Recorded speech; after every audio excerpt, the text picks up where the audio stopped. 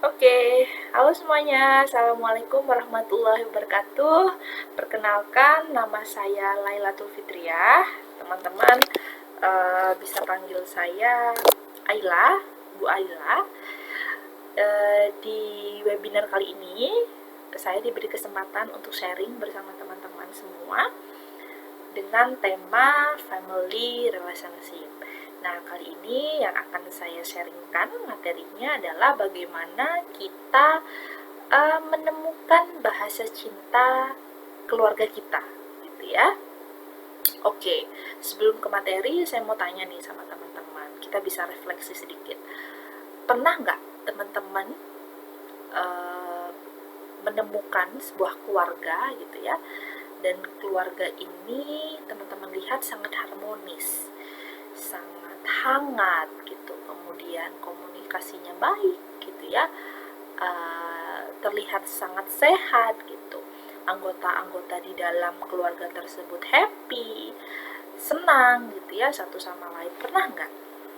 Mungkin kita bisa menemukannya di lingkungan sekitar kita, bahkan di sosial media mungkin gitu ya, ada influencer gitu yang mungkin kita lihat, oh ini kok keluarganya family goals banget nih gitu ya, kalau bahasanya sekarang gitu ya, family goals banget nih, kok bahagia banget gitu, happy satu sama lain, komunikasinya bagus gitu. Pernah ya kita menemukan keluarga yang demikian. Nah, kalau kita pernah menemukan keluarga seperti itu, apa yang kita bayangkan? Kita pasti pengen ya, pengen ya punya keluarga yang seperti itu gitu kan. Kalau saya punya keluarga nih, kalau aku punya keluarga nih, aku pengen nih keluargaku seperti itu, yang hangat, yang harmonis, yang komunikasinya baik gitu kan. Nah, setelah teman-teman amati gitu, setelah teman-teman amati, kemudian teman-teman mengidolakan gitu kan, menjadikan keluarga tersebut family goalsnya kita gitu, teman-teman pernah nggak berpikir untuk menjadi keluarga yang demikian, keluarga yang harmonis gitu ya, terlihat harmonis, bahagia, member-membernya di dalamnya bahagia, eh, ada poin-poin atau hal-hal kecil gitu ya yang harus diperhatikan. Pernah nggak kita berpikir gimana sih caranya untuk jadi untuk memiliki family relationship seperti mereka, yang hangat sekali gitu ya, yang komunikasinya baik gitu. Kita pernah nggak berpikir sejauh sana? Apa jangan-jangan kita cuma mengidolakan, kita hanya membayangkan gitu ya, kita hanya bermimpi, kita ingin seperti mereka, tanpa kita memikirkan bagaimana mereka ada di tahap itu, bagaimana family relationship yang goals itu gitu ya, family goals itu terbentuk. Pernah nggak? Nah, teman-teman, sebelum membahas tentang love language atau bahasa cinta, saya mau sharing sedikit bahwa yang namanya keluarga itu kan terdiri dari beberapa orang di dalamnya. Ada member di dalamnya gitu ya, ada ayah, ada ibu, ada adik, kakak, atau ya kita sebagai pasangan gitu ya. Jadi ada anggota di dalamnya atau member di dalamnya. Nah, member ini, orang-orang ini gitu ya, itu kan punya emosional dasar sebenarnya. Jadi mereka punya kebutuhan emosional dasar satu sama lain. Gitu. Kita, saya, teman-teman yang ada di rumah gitu. Kita punya yang namanya kebutuhan emosional dasar gitu. Dan kebutuhan emosional dasar ini harus kita penuhi gitu. Nah, lalu apa saja sih kebutuhan emosional dasar seseorang gitu ya, manusia? Yang pertama adalah rasa aman. Yang kedua adalah otonomi atau kontrol gitu ya, kontrol terhadap diri sendiri ataupun kontrol terhadap orang lain. Kemudian ada kebutuhan emosional, keinginan untuk berbeda dari yang lain. Kemudian ada juga yang namanya kebutuhan penerimaan, kebutuhan rasa dicintai. Nah, rasa dicintai ini biasanya bentuknya adalah, salah satunya adalah dengan bahasa cinta gitu, atau kita sebutnya adalah love language. Dan kebutuhan emosional dasar manusia ini kita harus memenuhinya semua gitu. Nah, kali ini yang akan saya bahas adalah rasa dicintai atau emosional dasar manusia dalam rasa dicintai gitu ya, atau kaitannya dengan bahasa cinta. Nah, lalu kenapa sih emosional dasar rasa dicintai, rasa dihargai gitu, itu menjadi isu yang sangat penting? Mungkin seringkali gitu, atau kadang-kadang lah kita merasa circle kita, keluarga kita tidak mengerti gitu tentang kondisi kita. Padahal keluarga kita, teman-teman kita sudah melakukan segala sesuatu untuk membuat kita happy, melakukan segala sesuatu dengan effort gitu ya, untuk membuat kita bahagia, untuk membuat kita happy. Tapi kadang kita merasa bahwa aku nggak butuh itu kok mereka nggak paham sih apa yang aku inginkan gitu. Jadi timbullah perasaan-perasaan bahwa kita tidak dimengerti oleh keluarga kita gitu, oleh circle kita. Sebenarnya yang terjadi bukan mereka tidak mengerti, tapi hanya saja gitu ya, penyampaian dari mereka, dari keluarga kita yang ingin menyampaikan rasa kasih sayangnya, rasa cintanya itu yang kurang tepat gitu. Karena kenapa? Karena bahasa cinta tadi gitu ya, kita semua punya yang namanya bahasa cinta. Nah, bahasa cinta dari masing-masing orang ini berbeda. Nah, penyampaian yang tepat gitu ya, ketika penyampaiannya tepat nih, biasanya akan mengisi yang namanya tangki cinta. Jadi bahasa cinta itu punya yang namanya tangki cinta. Tangki, yang namanya tangki itu bisa kosong, bisa full. Nah, bagaimana nih caranya agar si tangki ini tetap full? Caranya yaitu dengan kita tepat memberikan bahasa cinta kepada orang atau keluarga kita gitu.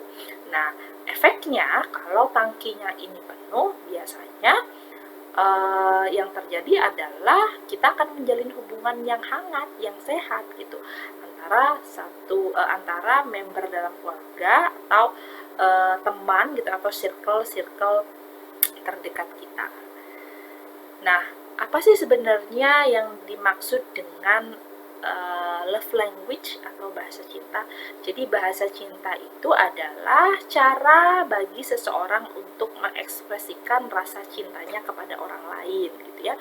Jadi sebuah cara gimana nih kita gitu ya dapat mengekspresikan cintanya terhadap orang lain gitu. Nah, kepada siapa? Kepada siapa saja. Bisa kepada keluarga, kepada ayah, kepada ibu, orang di sekitar kita, pasangan kita, anak gitu ya, bagi yang sudah punya keluarga, ataupun teman-teman dekat kita. Love language ini dikemukakan oleh Gary Chapman gitu ya. Gary Chapman ini mengemukakan bahwa setiap orang, semua orang itu punya yang namanya bahasa cinta. Dan ada beberapa jenis bahasa cinta yang dimiliki oleh seseorang. Nah, yang pertama adalah bahasa cinta, yaitu tipe receiving gift atau pemberian hadiah. Nah, orang-orang yang bahasa cintanya pemberian hadiah, mereka merasa dicintai ketika mereka mendapatkan hadiah gitu. Jadi ketika kita nih, biasanya misal saya, tipe bahasa cintanya adalah pemberian hadiah. Maka ketika saya diberikan hadiah, saya akan bahagia banget. Saya akan merasa orang yang paling dicintai. Misal yang memberikan hadiah adalah ayah atau ibu saya gitu ya. Saya akan merasa dicintai oleh ayah ibu saya. Saya merasa saya dihargai. Saya merasa orang yang paling berarti bagi mereka gitu. Jadi orang dengan tipikal hadiah ini, pemberian bahasa cintanya gitu ya, dengan pemberian hadiah. Nah, hadiahnya seperti apa? Apa saja? Barang-barang kesukaan bisa, atau hadiah-hadiah intinya sesuatu yang bisa diberikan gitu ya. Nah, sebenarnya maknanya itu bukan ada pada barang yang diberikan, tetapi pada pemberian hadiahnya. Walaupun kita cuma memberikan hadiah, misal membawakannya coklat gitu ya, silver queen, kemudian kita beri pita gitu kan, satu kasih pita, kemudian kita kasih gitu ke adik kita, ke kakak kita. Nah, itu adalah hadiah yang luar biasa bagi mereka, walaupun harganya mungkin sangat murah gitu, tapi efeknya adalah dengan memberikan hadiah itu, pemberian hadiah itu, orang tersebut yang bahasanya adalah pemberian hadiah, mereka merasa dicintai, mereka sangat senang gitu ya, merasa happy, merasa dihargai, diterima gitu. Nah, tentunya ketika kita memberikan hadiah, harusnya kita tidak semerta-merta hanya memberikan hadiah nih buat kamu, ya nggak gitu ya, tapi ada beberapa yang perlu kita perhatikan. Misal ketika kita memberikan, kita juga harus pakai gesture yang baik gitu ya, yang mencerminkan bahwa kita sepenuh hati memberikan hadiah itu gitu. Oh, ini nih aku bawain coklat nih buat kamu gitu ya. Atau kalau kita yang menerima, kita juga harus antusias dong ketika menerima hadiah, diberikan coklat. Oh, makasih ya gitu, ucapkan kata-kata syukur gitu ya, berterima kasih telah diberikan hadiah, walaupun hadiahnya ya misal cuma coklat gitu. Nah, kemudian bahasa cinta yang kedua adalah word of affirmation.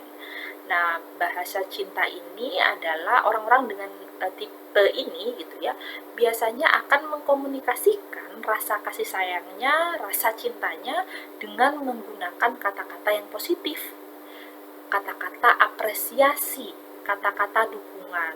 Misal nih, ketika kita ujian gitu ya, kita disemangatin, good luck ya, sukses ya, gitu, lancar ya, gitu. Itu sudah kata-kata yang membuat orang dengan word affirmation itu sangat bahagia loh gitu. Atau kita kirim chat tiba-tiba gitu ya, secara tak terduga gitu, tiba-tiba kirim chat good job ya gitu, atau jangan lupa makan atau apa gitu ya. Bagi orang-orang yang word affirmation itu biasanya sangat berarti gitu. Jadi berbeda kalau tadi yang receiving gift gitu ya, mereka merasa dicintai ketika mendapatkan hadiah. Tapi kalau orang-orang dengan word affirmation, mereka kalau dikasih hadiah itu mereka biasa aja gitu. Jadi harus tepat sasaran. Kalau bahasa cintanya word affirmation, ya kita harus memberikan kata-kata dukungan. Walaupun kata dukungan cuma dua kata gitu ya, good job, good luck, kayak gitu. Nah, word of affirmation ini, bahasa cinta word of affirmation ini juga perlu diperhatikan, ada yang perlu diperhatikan. Salah satunya adalah kita jangan sampai memberikan kritik yang pedas, yang tidak membangun. Boleh memberikan kritik, tapi yang membangun gitu ya, kritik-kritik yang positif gitu. Kemudian selanjutnya adalah bahasa cinta yang ketiga, yaitu quality time. Nah, orang-orang dengan bahasa cinta quality time ini biasanya mereka merasa dicintai ketika mereka diberikan perhatian penuh atau waktu berkualitas untuk melakukan aktivitas bersama. Itu biasanya orang-orang quality time. Jadi bahasa cintanya ini dikasih quality time aja gitu.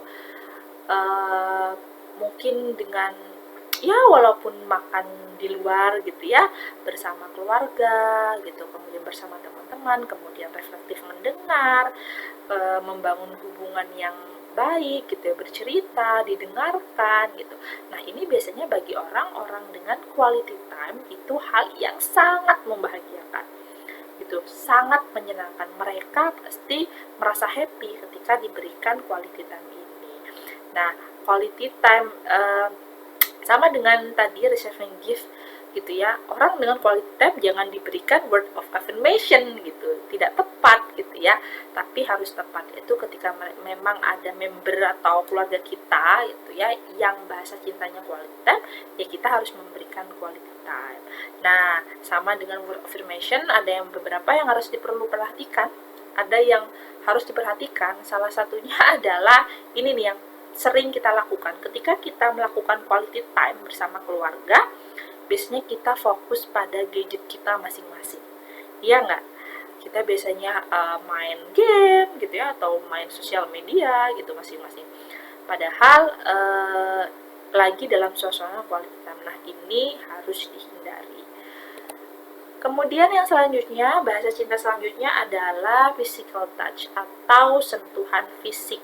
Nah, orang-orang dengan bahasa cinta ini biasanya mereka akan merasa sangat dicintai ketika mereka diberikan sentuhan fisik. Misal dipeluk gitu ya, ke anak kita atau ke ibu kita dipeluk gitu, diusap kepalanya, kemudian digandeng atau dicium gitu. Nah, bagi orang-orang dengan sentuhan fisik, bahasa cintanya itu sangat luar biasa. Mereka sangat merasa dihargai, merasa dicintai gitu ya. Tetapi teman-teman, bukan berarti ketika salah satu keluarga kita bahasa cintanya adalah sentuhan fisik, kemudian kita tiap hari nemenin dia dempet-dempet terus gitu ya, bukan seperti itu. Tapi sesekali kita memberikan sentuhan fisik ya, misal hanya mengelus pundaknya gitu ya, atau kepalanya, atau menggandeng dan yang lain. Nah, jangan sampai juga ada yang perlu diperhatikan, yaitu jangan sampai juga kita melakukan pengabaian secara fisik atau bahkan abuse. Oke, selanjutnya bahasa cinta yang selanjutnya adalah acts of service. Jadi bahasa cinta ini biasanya mereka gitu ya, dengan orang-orang yang bahasa cintanya service, mereka akan merasa dicintai ketika mereka diberi perlakuan sederhana untuk meringankan beban. Misal ketika sakit kita merawatnya, kemudian kita buatin makanan, ngirim makanan gitu ya, atau kita menjemput, mengantar gitu. Itu bagi orang-orang dengan act of service biasanya sangat luar biasa sekali gitu. Mereka merasa dicintai, mereka sangat dihargai gitu ya. Sama dengan bahasa-bahasa yang sebelumnya. Memang jika tepat sasaran gitu ya, act of service memang harus diberikan service gitu. Mereka biasanya akan cenderung bahagia, cenderung merasa bahwa dirinya diterima, dihargai. Nah, oke teman-teman, di awal saya sudah menjelaskan bahwa yang namanya bahasa cinta itu punya tangki. Namanya tangki harus diisi, karena dia bisa kosong, dia bisa penuh gitu, bisa full gitu. Nah, ketika tangki cinta ini dipenuhi oleh bahasa cinta gitu ya, bahasa cinta dari masing-masing keluarga kita, biasanya mereka akan mengembangkan perasaan yang bahagia. Mereka akan merasa sangat dicintai gitu ya, kemudian mereka akan semangat dalam melakukan hal apapun karena tangkinya penuh oleh bahasa cinta. Nah, secara otomatis kalau tangkinya penuh, mereka semangat, mereka memunculkan, mengembangkan perasaan bahagia, secara otomatis hubungan yang dijalin gitu ya antara keluarga atau member dalam keluarga itu akan menjadi hangat, akan menjadi positif, dan akan menjadi sehat. Nah, sebaliknya ketika tangki cinta ini kosong, tidak dipenuhi oleh bahasa cinta, apa yang terjadi? Biasanya akan mudah marah, sensitif gitu ya. Nah, kalau sudah mudah marah, sensitif, komunikasinya pasti akan menjadi kurang baik gitu. Tidak hangat, maka yang terjadi adalah hubungannya tidak sehat karena sensitif nih gitu kan. Nah, kalau sama anak-anak, kalau pada anak-anak biasanya kalau tangkinya kosong, anak-anak itu akan berusaha mendapatkannya dengan berbagai macam cara. Mungkin kita pernah nih ngelihat anak-anak yang kok nakal sih, gitu, kok cari perhatian sih gitu ya. Tapi bisa jadi nih teman-teman, jangan-jangan mereka mencari perhatian itu gitu ya, berusaha mendapatkan tangki cintanya gitu dengan berbagai cara. Akhirnya mereka berulah gitu ya mencari perhatian. Oke, selanjutnya mungkin teman-teman bertanya, lalu gimana sih cara menemukan bahasa cinta keluarga kita? Misal ayah, ibu gitu ya, adik kita, kakak kita, atau pasangan kita bagi yang sudah menikah, gimana sih cara menemukannya? Nah, sebenarnya teman-teman, secara sederhana kita bisa menemukannya dengan cara mengamati. Jadi amati cara seseorang mengungkapkan cintanya. Coba deh, mulai sekarang kita refleksi. Ibu kita di rumah, ayah kita di rumah, kalau mengungkapkan bahasa cintanya dengan apa? Coba. Kalau ada ibu kita yang biasanya tiap hari gitu ya, sebelum kita berangkat kuliah, sebelum kita berangkat sekolah, ibu kita selalu semangatin, semangat ya nak ya, belajarnya yang rajin ya nak ya, gitu. Pernah nggak ada ibu-ibu ya, mungkin ibu salah satu dari kita begitu, atau kita pulang sekolah atau pulang kuliah, gimana nak tadi kuliahnya, gitu, semangat ya, gitu, capek ya, gitu. Ada nggak ibu-ibu yang gitu? Nah, jangan-jangan bahasa cinta ibu kita adalah ya word of affirmation atau kata-kata dukungan. Jadi kita diberikan dukungan dengan kata-kata terus nih oleh ibu kita gitu ya. Nah, itu bisa diamati. Yang kedua adalah amati apa yang paling membuat seseorang bahagia. Nah, ini juga kita bisa mengamati nih, apa sih yang sebenarnya membuat keluarga kita bahagia, ibu kita bahagia, apa sih yang membuat ayah kita bahagia gitu. Kita bisa mengamati gitu. Oh, ternyata ayah saya itu senang kalau ketika pulang kerja semua anggota keluarga menyambut kemudian memeluknya gitu ya, menyapanya gitu, kemudian memeluknya. Ayah saya sangat senang sekali gitu. Nah, jangan-jangan bahasa cinta ayah kita adalah sentuhan fisik gitu. Kita sambil refleksi ya teman-teman. Nah, kemudian selanjutnya adalah perhatikan juga, atau kita bisa mengamati juga dengan keluhan yang disampaikan. Adik-adik kita gitu ya, biasanya, atau kakak-kakak kita yang biasanya ngeluh, duh aku kok jarang ya dapat hadiah ya, aku pengen nih punya ini, Anda ada yang ngasih aku kado gitu ya kan. Oh, jangan-jangan tangkinya lagi kosong gitu ya, kemudian mereka ingin diperhatikan dengan cara dipenuhi bahasa cintanya itu gift gitu, pemberian hadiah. Nah, ini kita bisa mengamati ya, karena yang paling dekat dengan keluarga kan kita gitu ya, jadi kita bisa mengamati apa yang mereka biasa ungkapkan, apa yang biasa mereka keluhkan gitu ya. Nah, ini menjadi tanda-tanda bagaimana mereka membahasakan bahasa cintanya. Nah, teman-teman, setiap orang pasti punya bahasa cinta, tapi berbeda-beda gitu ya. Bisa jadi satu orang itu punya bahasa cinta lebih dari satu, tapi biasanya setiap orang punya satu yang dominan. Dari kelima ini biasanya ada satu yang dominan. Misal saya dominannya adalah word of affirmation gitu, tapi bisa jadi juga saya adalah tipikal yang juga kalau kemana-mana mintanya digandeng gitu ya, berarti sentuhan fisik gitu. Nah, kita bisa mengamatinya atau bisa menemukannya lewat hal-hal yang bisa kita amati. Oke teman-teman, sekian materi dari saya. Semoga dengan setelah kita sharing materi ini, teman-teman punya gambaran nih, oh ternyata family relationship, family goals yang saya bayangkan, yang komunikasinya bagus, yang hangat gitu ya, yang bahagia itu jangan-jangan mereka satu sama lain memenuhi kebutuhan emosional dasar mereka, salah satunya dengan bahasa cinta. Jangan-jangan antara member dalam keluarga yang kita amati itu, yang terlihat hangat itu, mereka tangki cintanya penuh gitu, bahasa cintanya tepat gitu ya. Nah, oke teman-teman, sekian dulu materi dari saya. Terima kasih. Assalamualaikum warahmatullahi wabarakatuh.